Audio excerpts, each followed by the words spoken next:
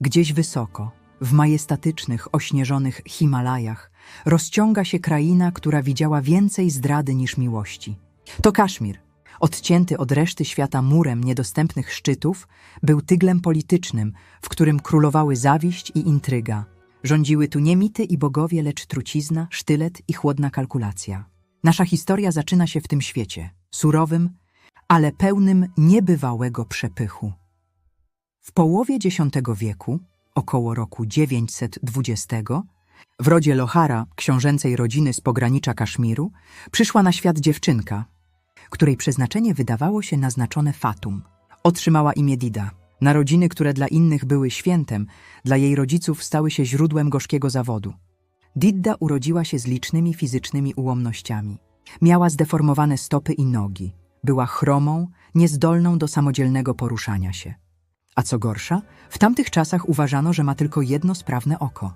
W średniowiecznym Kaszmirze, gdzie monarcha musiał być ucieleśnieniem boskiej doskonałości, jej ułomności traktowano niemal jak klątwę. Wielu doradców sugerowało ojcu, aby ją porzucił lub przynajmniej ukrył. Ale Didda, choć fizycznie słaba, odziedziczyła po swoich przodkach żelazną wolę. Nie dano jej możliwości biegających zabaw czy nauki tańca. Jej światem stał się pałac, jego sekrety, mapy i pergaminy. Musiała polegać na wózku lub służących, aby się poruszać, ale jej umysł był ostry, bystry i nieustannie głodny wiedzy. W czasie, gdy jej bracia uczyli się władać mieczem i rzucać oszczepem, Didda uczyła się władać strachem i słowami. W tej izolacji rozkwitł jej geniusz polityczny. Czytała teksty o strategii, o prawie, o historii upadku wielkich dynastii, obserwowała i, co najważniejsze, nauczyła się, że w świecie, w którym siła fizyczna jest ulotna, prawdziwą potęgę daje kontrolujący umysł.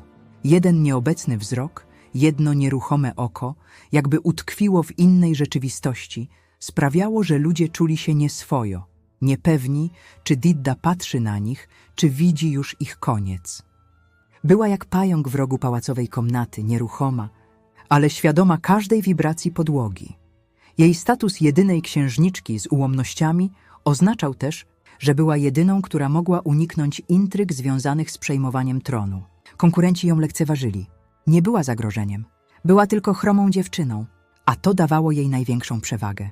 Nikt nie spodziewał się, że ta niemal niewidzialna księżniczka, która wędrowała po pałacu skryta w cieniu, stanie się najdłużej i najbardziej bezwzględnie panującą monarchinią Kaszmiru.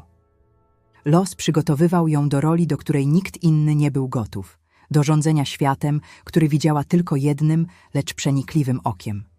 Jej życie miało być dowodem na to, że w polityce nie liczą się mięśnie czy uroda, lecz nieugięta wola.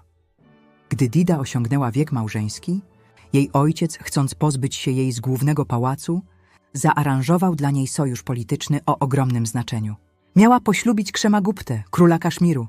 Kshemagupta był monarchą słabym, uległym, bardziej zainteresowanym hedonistycznymi przyjemnościami niż ciężarem władzy. Był znany z tego, że był uzależniony od opium i hazardu, a jego skłonności do hulaszczego życia były powszechnie znane. Był idealnym celem dla kogoś, kto potrafił władać z cienia. Dla Dida małżeństwo to nie było uczuciem, było bramą. Wkroczyła do pałacu królewskiego, otoczonego bujnymi ogrodami i górami, jako królewska małżonka, ale bardzo szybko zorientowała się, że jej rola nie musi ograniczać się do rodzenia następców i przestrzegania etykiety. Odkryła, że Kaszmir był rządzony przez krąg skorumpowanych ministrów, którzy wykorzystywali słabość Kshemagupty dla własnych korzyści. Król rzadko trzeźwiał na tyle, by zajmować się sprawami państwa, a pałac w szybkim tempie stawał się miejscem intryg. Didda, skazana na bezczynność ze względu na swoje ułomności, zajęła się obserwacją. Całe dnie spędzała w komnatach sąsiadujących z salą audiencyjną. Nie mówiła wiele, ale jej jedyne oko pochłaniało każdy gest, każde skinienie głowy, każdą aluzję. Analizowała słabości męża, chciwość ministrów i ambicje dowódców wojskowych. Wkrótce nikt nie mógł wprowadzić do pałacu żadnego edyktu, ani podjąć żadnej decyzji bez jej cichej wiedzy, Kshemagupta. Początkowo nieufny wobec swojej chromej żony, z czasem zdał sobie sprawę, że Dida jest jedyną osobą, która jest w stanie utrzymać jego chaotyczne finanse i administrację w ryzach, zwłaszcza gdy on sam pogrążał się w coraz większym odrętwieniu. Zaczęła nieformalnie przejmować jego obowiązki. Jej słowo stawało się prawem. Zaczęła od usunięcia najbardziej szkodliwych doradców. Jej metoda była subtelna, ale zabójcza. Nie działała mieczem, działała plotką, oskarżeniem o korupcję popartym niepodważalnymi dowodami, które zbierała miesiącami. Ministrowie, którzy jeszcze wczoraj panoszyli się w pałacu, nagle znajdowali się w więzieniu lub na wygnaniu. Król, zbyt otumaniony, by się w to zagłębiać, po prostu podpisywał wyroki. W ten sposób, z pomocą swojego cichego sojusznika, Krzemagupty, Didda zniszczyła stary establishment. Wkrótce poślubiła męża, który był jej fizycznym więzieniem, ale i kluczem do absolutnej władzy. Choć narodził się im syn Abhimandżu, Didda wiedziała, że jej kontrola nad Kaszmirem jest tymczasowa. Zależała od słabości męża, a słabość, jak nauczyła się w swojej izolacji, jest rzeczą ulotną. Każdy dzień, każda godzina były dla niej przygotowaniem do momentu, w którym będzie musiała panować nie z cienia, lecz z samego serca słońca. Moment próby nadszedł w roku 958. Król Krzemagupta zmarł. Nie w wyniku spisku, nie w wyniku wojny, lecz po krótkiej, wyniszczającej chorobie, będącej prawdopodobnie konsekwencją jego hulaszczego trybu życia. Didda, choć nie kochała męża, straciła swój najważniejszy polityczny parasol. Natychmiast wybuchł chaos. Kaszmir, nauczony dziesięcioleciami słabego rządzenia, oczekiwał wojny domowej. Syn Didda, Abhimandżu, był dzieckiem. Tradycja nakazywała, by w pałacu rządzili teraz doradcy i regenci z męskiego rodu. Kapłani i ministrowie zgromadzeni wokół nowego, młodego króla próbowali przejąć kontrolę. W ich głowach nie mieściło się, że chroma jednooka wdowa może utrzymać imperium. Ale Didda była gotowa. Zrobiła coś, co zaszokowało wszystkich.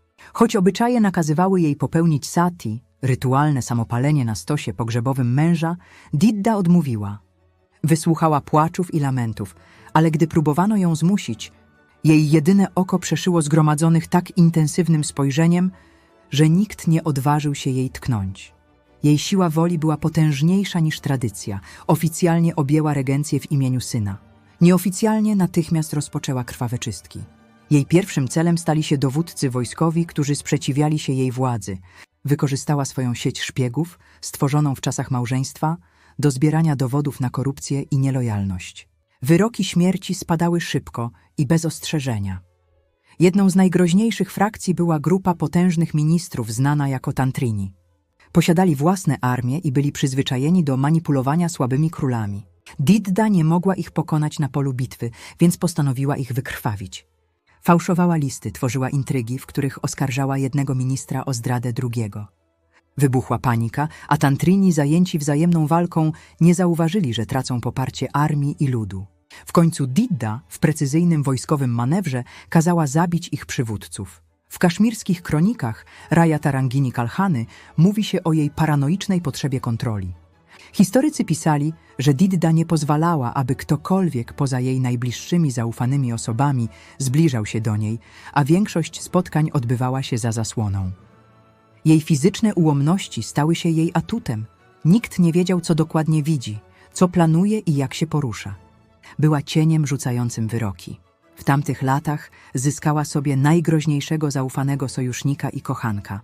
Tungę, pasterza, którego wyniosła z nizin społecznych i uczyniła naczelnym ministrem. Ta relacja, choć skandaliczna dla dworu, była dla Didda czystym pragmatyzmem. Tunga był jej oddany, a jego brak korzeni na dworze oznaczał, że jego lojalność była niepodważalna. Dzięki niemu Didda mogła kontrolować wojsko i finanse z dala od pałacowych intryg. W wieku wdowieństwa udowodniła, że Kaszmir nie ma słabej regentki. Ma tyrana, którego władza opiera się nie na sile fizycznej, lecz na czystym, nieugiętym terrorze. Gdy syn Didda, Abhimandżu, dorósł, stał się potencjalnym zagrożeniem. Choć Didda formalnie wciąż rządziła jako regentka, w Kaszmirze istniała silna tradycja, że król musi przejąć władzę po osiągnięciu pełnoletności. Abhimandżu był młodzieńcem inteligentnym i zrównoważonym. Był tym, czego Kaszmir potrzebował – stabilnym, legalnym władcą. Jednak dla Didda, która zasmakowała absolutnej kontroli, stabilność syna była równoznaczna z utratą jej własnej potęgi.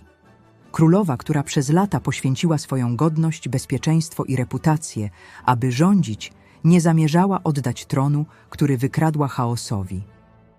Zaczęła się nowa, najbardziej mroczna faza jej panowania – eliminacja własnego potomstwa.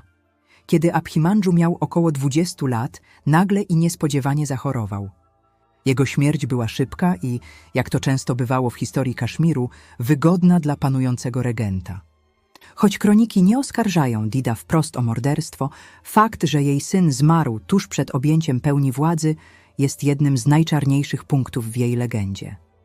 W Kaszmirze szeptano, że królowa używa trucizny, którą trzyma w szkatułkach ukrytych w pałacu. Nie miecz, ale subtelny, cichy jad. To była jej broń. Po śmierci Abhimandżu Dida zyskała kolejne lata regencji. Tym razem panowała w imieniu swoich wnuków, Nandi, a następnie Bhimagupcie. Za każdym razem, gdy tron przechodził na kolejnego, młodszego i słabszego następcę, Dida umacniała swoją władzę. Była jak wieża, której kolejne fundamenty były wzmacniane kosztem młodego życia. Jej wnuk, Bhimagupta, okazał się jednak nieco bardziej ambitny i zbuntowany niż jego ojciec. Gdy osiągnął dojrzałość, zaczął wykazywać niezależność i próbował przejąć kontrolę nad państwem. To był dla Dida sygnał alarmowy. Nie mogła pozwolić, by ktokolwiek, nawet jej wnuk, podważał jej autorytet. Bhimagupta szybko zniknął. Został uwięziony przez Didę, a następnie, wedle kronik, torturowany i uduszony na jej rozkaz. Po tym akcie terroru pałac zamarł w paranoicznej ciszy. Nie było już nikogo, kto odważyłby się stanąć przeciwko niej, a tradycja dziedziczenia przestała mieć jakiekolwiek znaczenie. Didda udowodniła, że więzy krwi są słabsze niż kajdany politycznej konieczności. Była to lekcja, którą Kaszmir zapamiętał na wieki. Królestwo to nie linia krwi. Królestwo to wola, a wola Didy była absolutna i nieugięta. Po brutalnej eliminacji wnuka, Bhimagupcie, Didda nie zamierzała się zatrzymać. W Kaszmirze pozostali inni, dalsi, ale wciąż potencjalni następcy, jej bratanek, synowie i inni męscy krewni z rodu Lohara. Choć byli oni odsunięci od bezpośredniej linii sukcesji, stanowili zagrożenie w przypadku jakiegokolwiek buntu. Didda w akcie czystego terroru rozpoczęła ostateczne oczyszczanie dworu. Jej metody były urozmaicone. Spiski, fałszywe oskarżenia o próbę otrucia samej królowej, a nawet oskarżenia o czary. Jej jedyne oko, które widziało więcej niż oboje oczu jej wrogów, identyfikowało każdą potencjalną groźbę. Minister, generał, a nawet daleki krewny. Nikt nie był bezpieczny. Jej kochankiem i naczelnym ministrem był wciąż Tunga. On stał się jej żelazną ręką. Jego awans był tak spektakularny, od pasterza do faktycznego wicesuwerena, że jego lojalność była absolutna. Dzięki niemu Didda miała pewność, że wojsko i administracja państwowa będą wykonywać każdy jej rozkaz, nawet ten najbardziej przerażający. W roku 980, po dekadach rządzenia z cienia i eliminowania potomków, Dida uznała, że nadszedł czas, by uprawomocnić swoją władzę. Formalnie abdykowała na rzecz kolejnego wnuka, ale było to tylko polityczne przedstawienie. Krótko potem, w akcie bezprecedensowym w historii Kaszmiru, oficjalnie ogłosiła się monarchą. Jej regencja się skończyła. Zaczęło się jej pełne, autokratyczne panowanie. Miała już około 60 lat, a jej ułomności nie ułatwiały rządzenia, ale jej wola była silniejsza niż kiedykolwiek. Była teraz królową boginią Kaszmiru. Jej panowanie nie było jedynie brutalne, było też pragmatyczne. Didda doskonale rozumiała, że terror musi być zrównoważony porządkiem. Zreformowała system podatkowy, aby zapewnić dopływ funduszy do skarbca. Utworzyła nowe fortyfikacje i wzmocniła granice, przygotowując Kaszmir na inwazje, które nieuchronnie nadejdą z zewnątrz. Dzięki jej żelaznej ręce królestwo, choć drżało przed nią, cieszyło się wewnętrznym spokojem, czego nie można było powiedzieć o reszcie świata. Didda stała się politycznym monstrum, które zrodziło się z tradycyjnej pogardy dla jej ułomności. Pokazała, że pałacowe intrygi, trucizna i bezwzględne czystki są równie skutecznymi narzędziami do utrzymania władzy, jak legiony czy rycerskie kodeksy. Didda panowała łącznie niemal 50 lat, jako królewska małżonka, jako regentka, a w końcu jako pełnoprawna monarchini. Przeżyła wszystkich, którzy kiedykolwiek ośmielili się kwestionować jej władzę. Mężów, synów, wnuków, ministrów i generałów. Jej długowieczność była tak niesłychana, że szeptano, iż musiała zawrzeć jakiś mroczny pakt z bogami gór. Im była starsza, tym bardziej jej tron stawał się samotny. Otoczona była tylko eunuchami i oddanymi, ale przerażonymi służbami. W jej pałacu nie było już śmiechu dzieci, które mogłyby zagrozić jej panowaniu. Była absolutna, nieugięta i przerażająca. W roku 1003, w wieku około 80 lat, nadszedł czas, którego Didda, mimo całej swojej siły, nie mogła oszukać – śmierć. Kaszmir wstrzymał oddech. Przez pół wieku byli świadkami jej terroru, jej geniuszu i jej nienasyconej ambicji. Kluczową kwestią stał się jej następca. Didda, po wymordowaniu niemal całej swojej męskiej linii rodowej, podjęła ostatnią, równie kontrowersyjną decyzję. Wybrała na następcę swojego bratanka, Samgra Maradżę, który pochodził z rodu Lohara, ale był w Kaszmirze osobą z zewnątrz. W ten sposób zapewniła ciągłość władzy, ale i upewniła się, że żaden jej potomek nie zasiądzie na tronie, który okupiła tak wieloma zbrodniami. Królowa Didda odeszła, ale jej legenda pozostała. Kronikarze, choć bali się ją opisywać, nie mogli zaprzeczyć jej politycznemu geniuszowi. Kaszmir, choć odetchnął z ulgą, że jej terror się skończył, musiał przyznać, że Didda pozostawiła państwo silne i zjednoczone, gotowe do obrony przed zewnętrznymi najeźdźcami. Była potworem, ale była ich potworem. Jej historia to mroczna lekcja o tym, że w polityce nie ma świętości.